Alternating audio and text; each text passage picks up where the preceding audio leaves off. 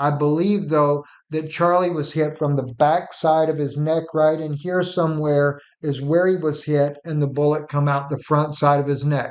I will spare you the details. I have examined it thoroughly. The front is an exit wound. I have dealt with this when I was younger. 7 years working with some folks I don't even want to talk about. Also, law enforcement. I've seen a lot of people get shot. I know what the entrance and exit wounds look like. It's totally different. The front is clearly the exit wound, and that's why he bleeds so heavily. I am very surprised, though, but maybe because of his elevation is the reason no one actually got hit from the fragmentation of that bullet when it came out. That's a very fortunate thing. But nonetheless, he is shot from behind, and the guy in the white shirt, him holding that phone, is what's going to give us the evidence to this. By the way, when you are hit from a bullet, and I said this the other day, I'll say it again, there is a shock to the body. The muscles themselves will contract and react. That's why Charlie does this motion here. But if you'll notice, though, his head goes down. Typically, and it doesn't have to be, it's not a perfect science in this case here, but typically when a bullet strikes a person, the direction the bullet is traveling, especially if it's near the head, that's the way the head will go. So like if he got hit in the back of the neck, his head would go forward. If he was hit from the front, his head would go backwards. All right, it follows the trajectory of that bullet. And that's why you see him lean forward. So that is an exit wound. And I'm still not quite for sure the trajectory of this, but it appears to be that it is coming directly from behind him. Now, this is where it's going to get interesting, and this is where you're going to see this. The laser comes on only for just a fraction of a second. Okay, fraction of a second. This guy picks back up his phone. Let me make sure we're at a 25 frame, 25% of the speed of the frame, so that way I can get a hold of this and move this slowly. Now I want you to watch. You see reflections on his phone, right? Just from different things. It's actually even himself. You can see his own shirt and face reflect off of there, and he turns that phone just a little bit as he's going there. He's filming Charlie, just a little tight reflection there. Watch what happens now. We're going to get close here. Something's going to happen on the screen of the phone. Watch what happens. Now notice, it is perfectly, if you go directly straight up from Charlie's neck down to that phone, it is perfectly in line. Now, I want to make it clear. This guy is not the shooter. He has nothing to do with it. He's actually, though, he's got the evidence that every police department needs to see, right? They're going to try to debunk it, but I guarantee you, I know what it is, right? Watch what happens. There it is. A laser strikes the lens. Now you see a double dot because you'll get that, just like the sunlight, right? When the sun catches the camera lens, sometimes it makes two images, but it's still the same sun. It's not two suns. It will go into a single dot, right? There it is. Watch this again. Now, if you'll notice, the dot travels up. It's going up, goes right off. Look at it. You can even see it barely on the corner of his phone. Okay, and then I'm sorry, that particular is not a dot on the corner of the phone, so I don't want to say that. There, okay, it's not. Okay, it's not. So the dot is there. As that laser dot leaves this guy's phone, within a fraction of a second, Charlie's hit. Right there. Charlie's hit right at that very moment. And what is it? When a sniper is raising his gun up with the shot, that's the way you normally follow through with it. Now, being a long rifle or whatever, I don't necessarily know. I don't know if he was shot with a long gun. I don't know if he's in a concealment, if he's using a small gun or whatever, but nonetheless, he is using a laser, and it is undoubtedly, this is only my educated guess, I think he is using a near-infrared laser at that 808, 850 nanometer light range here so that it's not visible to the public. That is military grade. Again, I'm going to back it up. See, again, there is that laser. It's on his phone, and it goes up. So That's the thing that we get on there.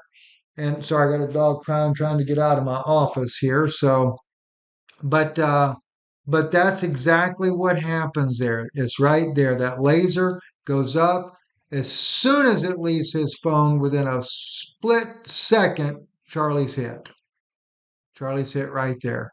So it almost appears to be, I don't know if you can see this or not, it almost appears to be that maybe right there at the edge of his shirt there is the entry wound that hit him in the neck right there. Caught him in the neck there and followed through to the other side.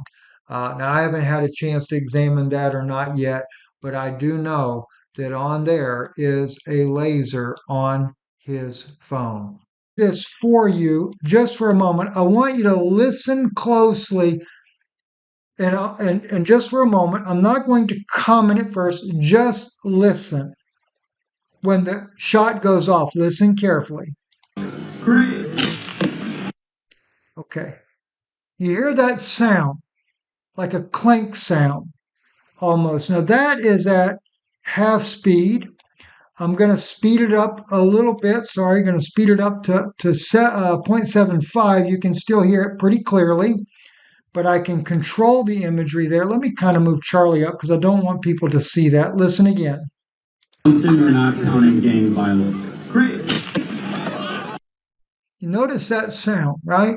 Now, I want you to hear the sound of the shot when you're not standing close by Charlie. Listen to it now. Counting or not counting gang violence. Great. Little pop noise. You don't hear, listen again. Counting or not counting gang violence. Great.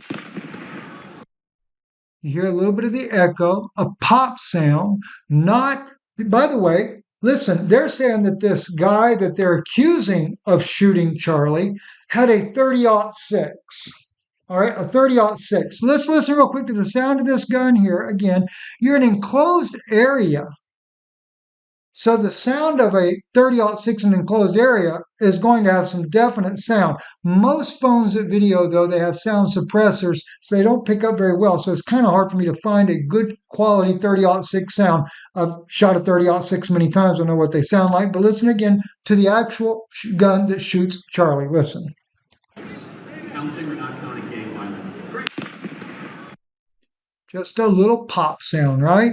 Now let's go back again, though, to the one that's right there where Charlie is at. Now I'm going to put it at regular speed so you can hear it at regular speed. Listen in and watch also the laser that pops off the guy's phone. In America, over the last 10 years. Counting or not counting gang violence. Great. You hear that metal clank sound? It almost sounds to me if it's the receiver of a semi-automatic. That's what it sounds like. Listen to it again, and then we're going to play a 30-06. How many mass shooters there have been in America over the last 10 years? Counting or not counting gang violence. Great. Again, you hear the clanking sound. All right, let's then take a look at the sound of a 30-06, what it sounds like.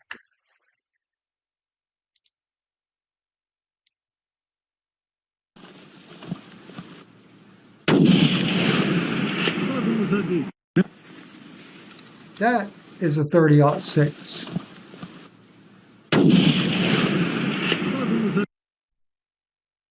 Nothing at all like this little sound.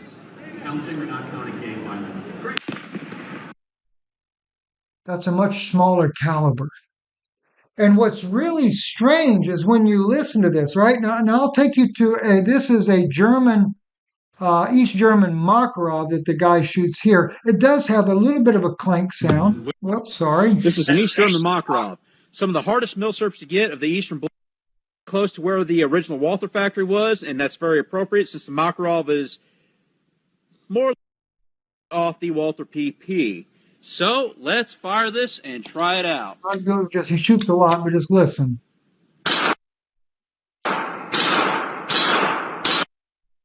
Hear the clank? Interesting, isn't it? A clank sound, right? Now let's go back to where they're filming it at here and listen again. Over the last 10 years. Counting or not counting gang violence? Great. Hear the clank?